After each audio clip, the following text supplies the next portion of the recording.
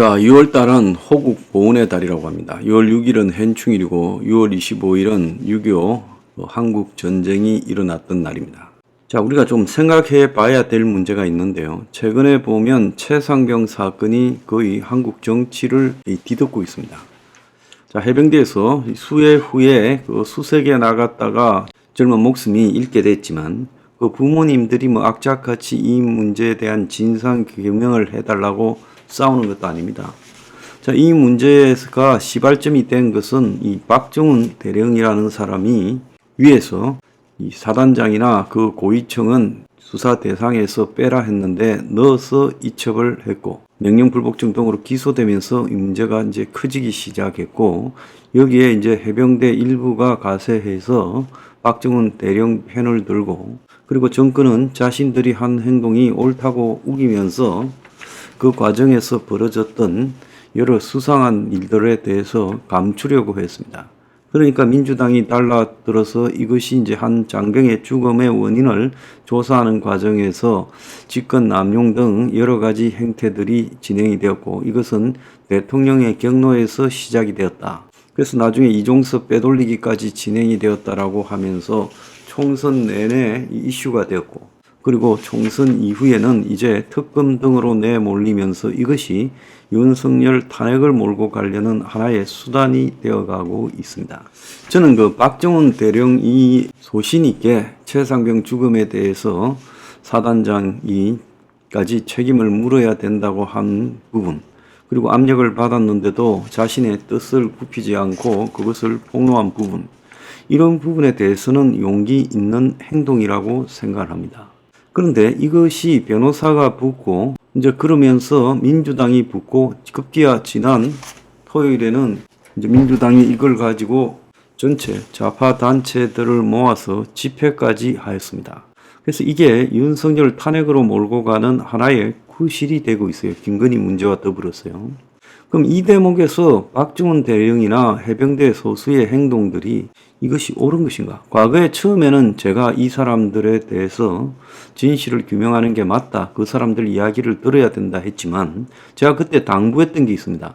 이걸 가지고 정치권으로 끌고 들어가서 민주당이나 이 좌파 세력들을 끌어들여서 이 문제를 끌고 가면 처음에 순수했던 정의 진실 규명을 위한 박정훈 대령의 뜻이 다 훼손되고 말 거다 이랬어요.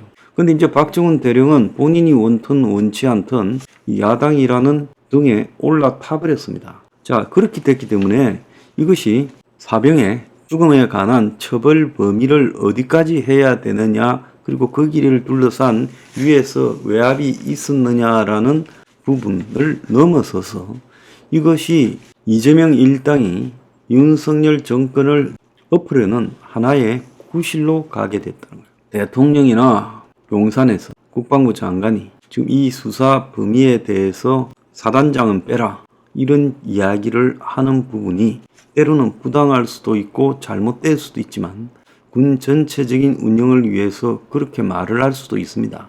근데 그렇게 말을 하는 과정들도 설득과 이 논리에 의해서 가야지 그런 과정이 결여된 채 밀어붙인 부분은 잘못이라고 보고 있습니다. 근데 국가를 운영하는 과정에서는 이런 잘못들이 늘상 일어납니다. 그 좌파 정권 때도 늘상 일어났고 윤 정권 때도 그런 일들이 늘상 일어납니다. 자, 그러면 그럴 때마다 이런 문제들이 특검 대상이 되고 그것이 이제 진실 여부에 따라서 윤석열 대통령의 탄핵까지도 연결되는 구실이 되어서는 옳느냐? 저는 아니라고 생각합니다. 지금 우리 사회가요, 북한이 남한에 대해서 고강도 도발을 하겠다라고 지금 공언을 하고 있어요. 여러 가지 정황들이 남북 간에 조만간에 무력 충돌이 발생할 위기가 지금 놓여 있습니다.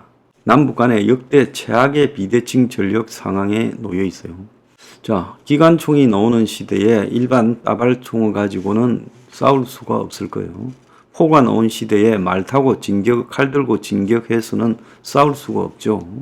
자, 미사일과 화살에 간의 싸움이 되지 않는 것과 같은 이치입니다.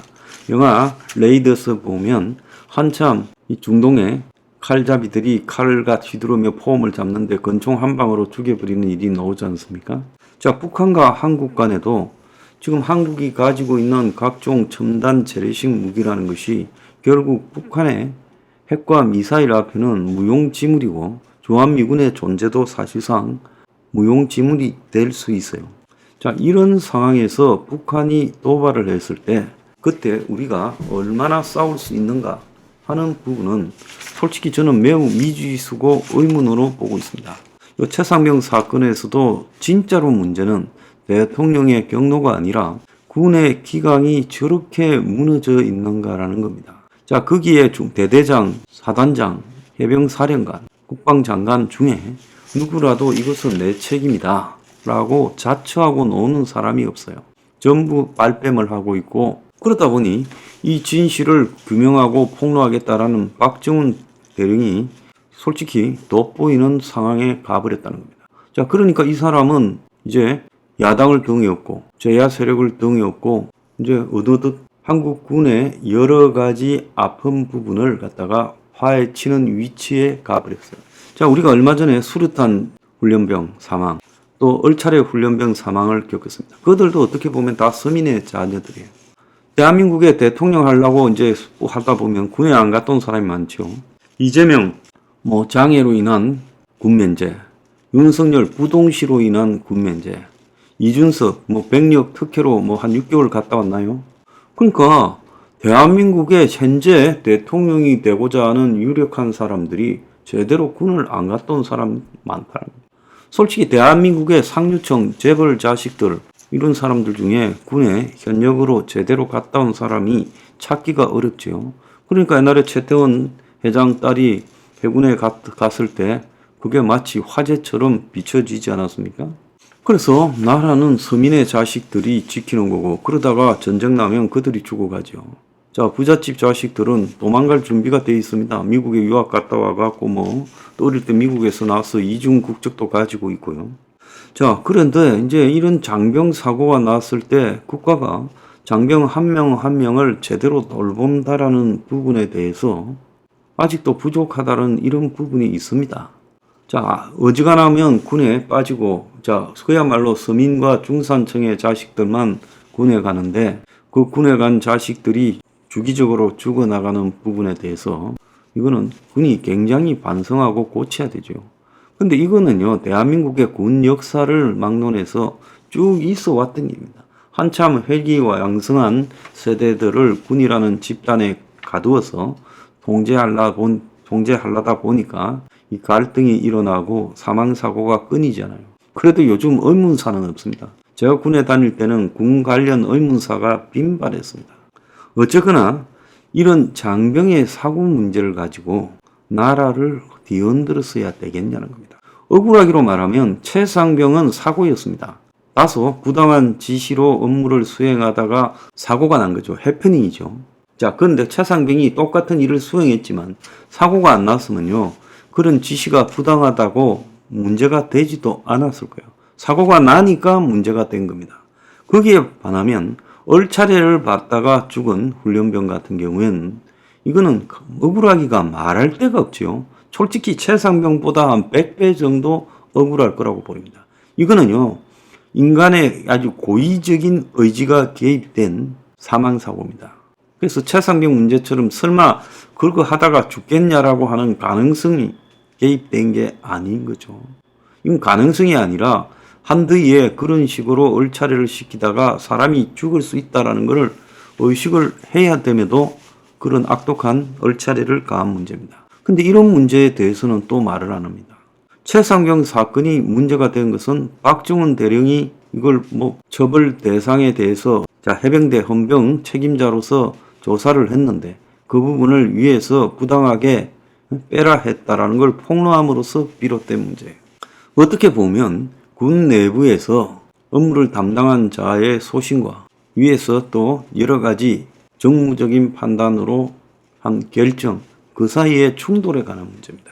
자, 그런데 그걸 갖다 거기에 이제 변호사, 거기에 좌파 성향의 변호사가 붙고 거기에 이제 일부 해병대원들이 가세하고 그것이 마치 해병대의 정의를 추구하는 양 이렇게 갖고 그 결과가 이제 친북 좌파 진영이 달라붙어서 이재명이가 한번 해병은 영원한 해병이라는 깃발을 흔들고 가는 거예요. 적어도 박정훈 대령이요.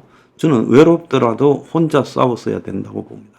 그는 결국은 친북 좌파 진영하고 손을 잡은 격이 되어버렸어요. 결과론적으로요. 그러면 이 사건은 이제 어떤 식으로 끝나든 간에 좌파 진영이 정권을 흔들려고 하는 하나의 도구로 전락했다는 겁니다. 저는 이 부분에서요. 박정훈 대령 편을 들어서 지금 해병대가 무슨 연대 단체를 만들어 가지고 거기에 회장이 말을 막 하더만요. 근데 그 사람도 좀 생각해 볼 필요가 있습니다. 군에서 일상적으로 발생하는 사망사고, 그걸 처리하는 과정에서의 처벌 범위에 관한 논쟁이 이렇게 정치적인 쟁점으로 가서 이재명이 손에 해병대 깃발까지 쥐어줘서 해야 되는 거냐. 거기에 해병대 옷을 입고 달라들 문제냐. 친북 좌파 세력이 안보를 중시한다라는 착시현상을 주는 것이 맞느냐는 거예요. 그래서 이건 너무 나가버렸다는 겁니다. 저도 처음에 박정훈 대령에 대해서 처벌해서는 안 되고 이게 그냥 진상을 밝히는 선에서 조기 수습하라고 했습니다. 근데 미련한 윤 정권이 이걸 물고 뭉개면서 그야말로 권력으로서 그냥 버텨 볼라다가 이 지경까지 이르렀습니다. 정권이 이 부분에 비판받아야 하는 부분은 엄청나게 많습니다. 아주 간단한 문제를 키워가지고 지금 중병으로 만들었어요. 이 멍청한 정권이 거기에 대한 대가를 치를 거라고 보지만은 그렇다고 이 문제를 가지고 특검을 하고 탄핵을 할 부분인가에 대해서 저는 의문을 가집니다. 그래서 최상병 사건에 관련해서 대통령과 이종섭의 통화, 대통령의 경로, 청와대 비서관과 군 관련 통화 이런 것들이 무슨 이런 정도의 큰 문제가 되는 겁니까? 저는 객관적으로 모든 사실을 바라보려고 노력을 하지만 지금 이 문제는 너무 나가버렸고 이제 친북 주사파 세력들이 마치 안보를 중요시하는 보수 세력이 병사의 목숨을 허접하게 여기고 있고 국방에 대한 거짓을 일삼고 있다는 그런 형태가 되어버렸습니다. 그것은 옳지 않다고 봅니다. 이 사건 너무 나가버렸습니다. 본질로 돌아가야 된다고 봅니다.